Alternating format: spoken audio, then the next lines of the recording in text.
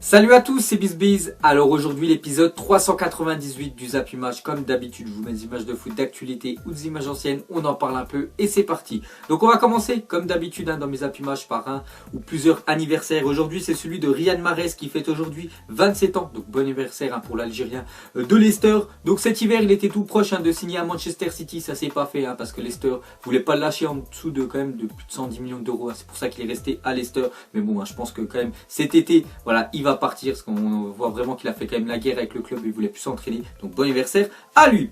Ensuite, on reste en Angleterre et on va parler de la Ligue des Champions et on va commencer avec le match entre Chelsea et le FC Barcelone. Donc score final 1-1, un but de Willian à la 62e minute et un but de Lionel Messi à la 75e minute. Donc j'avais fait un petit prono hier, j'avais vu une victoire de Chelsea 2-1. Vous avez dit que de toute façon le Barça n'allait pas s'imposer. Et pour ceux qui ont suivi le match hier, on peut dire que le Barça s'en sort vraiment très bien avec ce but surtout inscrit à l'extérieur. Donc 1-1.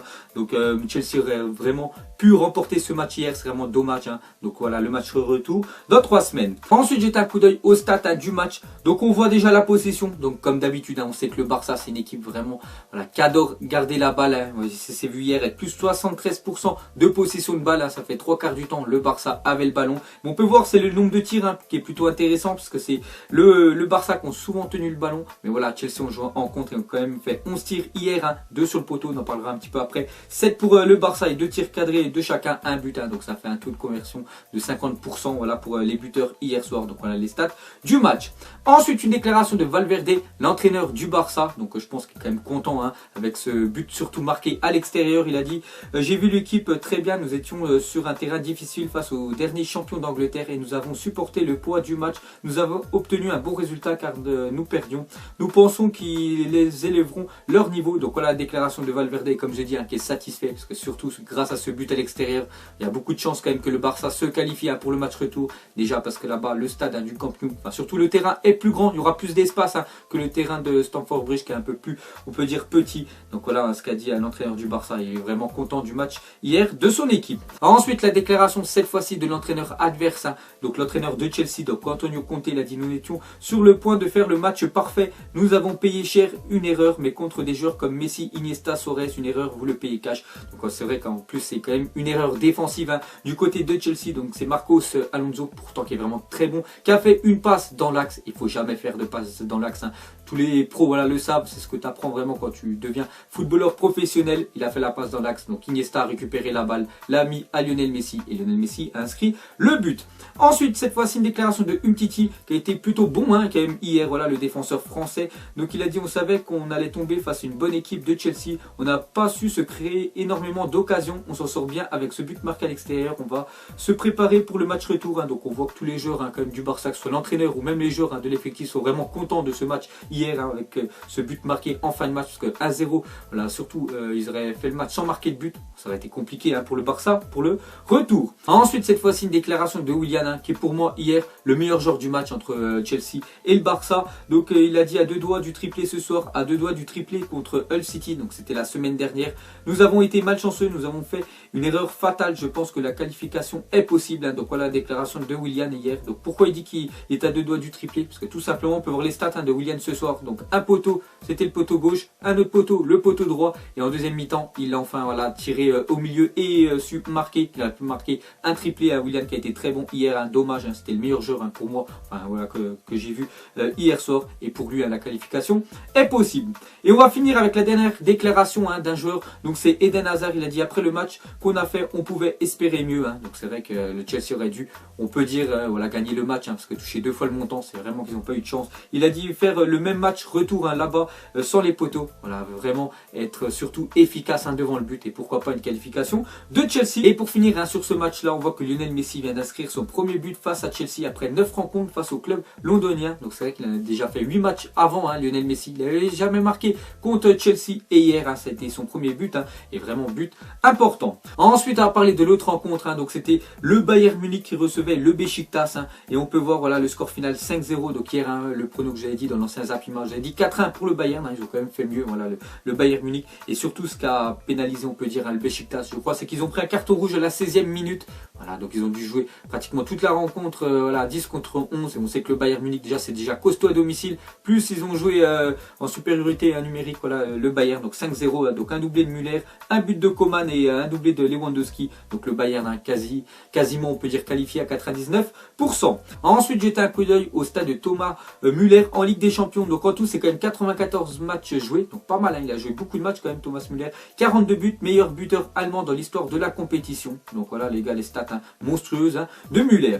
Ensuite, à parler de Kingsley Coman, a inscrit ce soir le 7e but de sa saison, toute compétition confondue. N'a jamais fait mieux sur une saison entière sur sa carrière. Et la saison n'est pas encore terminée, hein, voilà, pour Coman, qui est vraiment très bon. Pour moi, vraiment, c'est un joueur que le Paris Saint-Germain aurait dû conserver il y a quelques années avant qu'il le prête ou le vende, je ne me souviens plus, à la Juventus, et qu'il finisse au Bayern Munich parce qu'il est vraiment très bon. J'espère que Deschamps l'appellera, hein, et on voit qu'actuellement il fait sa meilleure saison depuis qu'il est footballeur professionnel. Et pour finir, hein, avec cette Ligue des Champions, on peut voir, hein, le programme de ce soir avec les deux derniers matchs, hein, de ces huitièmes de finale entre le Shakhtar Donetsk, donc c'est le champion d'Ukraine face à l'AS Roma, et Séville, hein, face à Manchester United. Donc on en parlera un petit peu à la fin du Zap Image. Ensuite, on clôturera, hein, cette page Ligue des Champions, une déclaration de Giroud qu'on n'a pas vu, hein, hier, hein, parce qu'Antonio Conte, l'entraîneur de Chelsea, a préféré faire rentrer Morata. Et une petite parenthèse, hein, que j'ai oublié de vous dire, quand même, Chelsea hier a joué sans numéro 9, hein, parce que la triplette offensive de Chelsea, c'était Pedro à gauche, Hazard, on peut dire en faux numéro 9, mais bon, hein, on sait qu'Hazard, hein, c'est pas un numéro 9, et c'était Willian à droite. Donc ils ont joué sans attaquant quand même, Chelsea, ils ont quand même réussi à marquer un but. Et Giroud a fait une déclaration, hein, donc c'est pas par rapport au match d'hier, c'est surtout par rapport à la Coupe du Monde. Donc il a dit: Didier Deschamps a toujours dit qu'il me faudrait un temps de jeu suffisant pour rester en forme, étant donné que l'un de mes objectifs principaux c'est la Coupe du Monde. Je m'en serais voulu de ne pas mettre toutes les chances de mon côté. Donc en fait, voilà, il est parti surtout à Chelsea, parce que Deschamps l'a appelé, lui a dit: vraiment, si tu veux jouer la Coupe du Monde, il faut que tu partes de Arsenal, il faut que tu ailles dans un club où tu auras un petit peu plus de temps de jeu.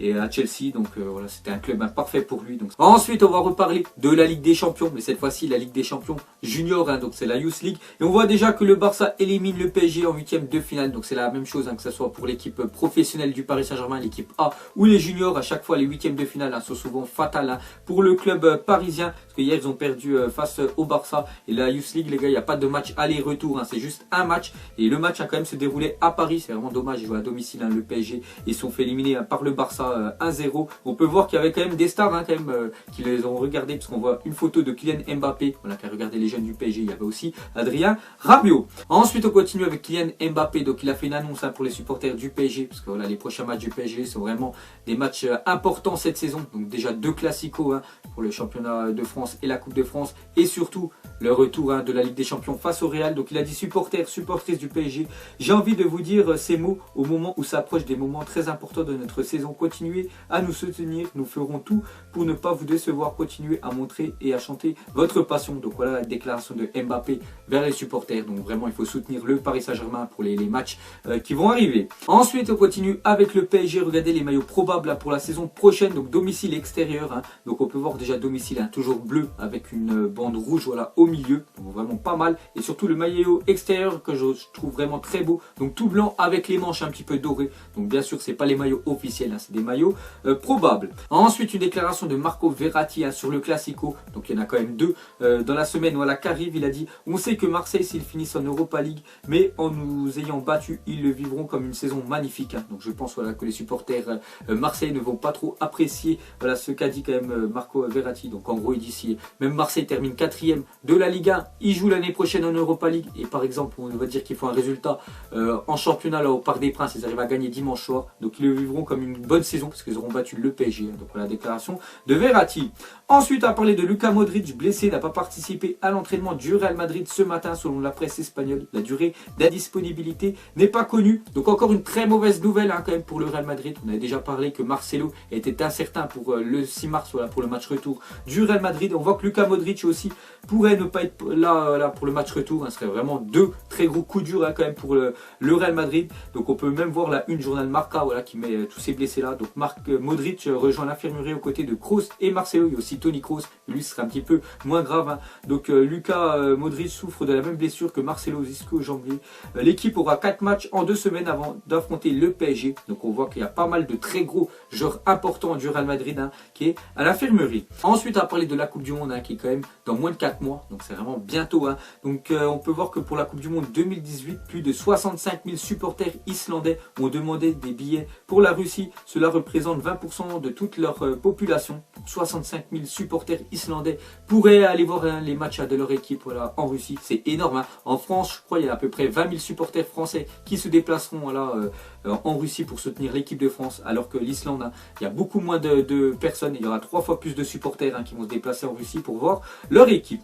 Ensuite les gars, on continue avec la Coupe du Monde et regardez, donc on voit la ville de Moscou, donc vraiment magnifique ville, et surtout au fond on peut voir le stade où se déroulera la finale, où c'est un petit peu éclairé, on voit vraiment le petit rond vert là, donc vraiment magnifique un stade pour la finale de la Coupe du Monde. Et pour finir avec des stades, donc regardez les stades qui accueilleront la Coupe du Monde cette fois-ci 2022 au Qatar. On sait que le Qatar a beaucoup d'argent et regardez les 12 stades qui accueilleront les matchs de la Coupe du Monde, que des stades vraiment magnifiques. Il y en a juste à côté de la mer, vraiment très très beau, donc ils vont mettre beaucoup d'argent bien sûr, le Qatar. Ensuite un petit top 10 à des clubs les plus en forme en championnat. Donc de temps en temps je vous la montre cette photo, donc souvent voilà ça change. Donc on voit qu'actuellement c'est la Juve, Bayern Munich, Naples, parce que les trois sont ex-aequo parce qu'ils ont tout gagné sur leurs 6 derniers matchs. On voit aussi le Milan AC qui revient vraiment en forme. Sinon au club français on voit le PSG, on voit l'AS Monaco et l'Olympique de Marseille, donc pas mal 3 clubs français quand même dans les 10 premiers.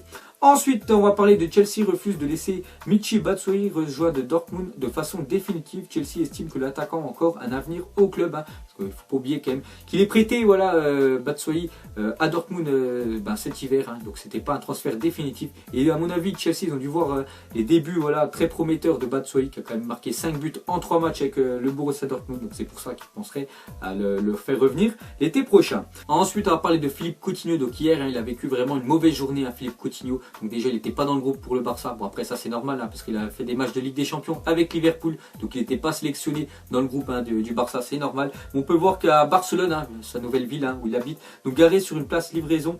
Donc on peut voir que Philippe Coutinho s'est fait enlever sa voiture par la fourrière ce mardi. De retour chez lui, le Brésilien a pu constater que son domicile avait été cambriolé, révèle Sport. Sale journée pour Philippe Coutinho à Barcelone. Donc mauvais début pour sa nouvelle vie à Barcelone.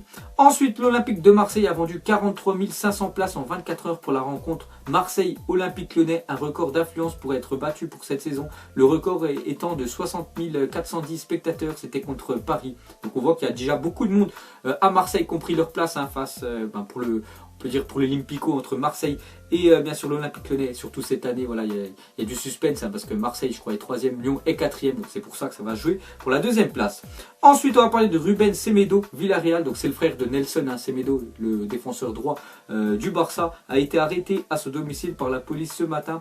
Selon Las Provincias, donc il est accusé d'agression, de vol et de séquestration.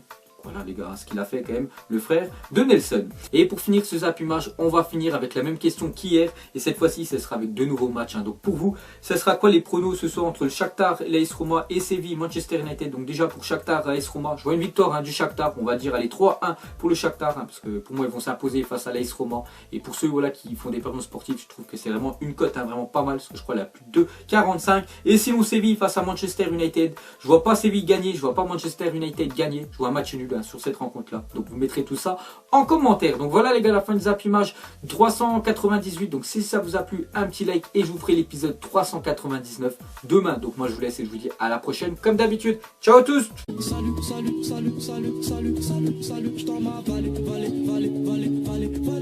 j'ai la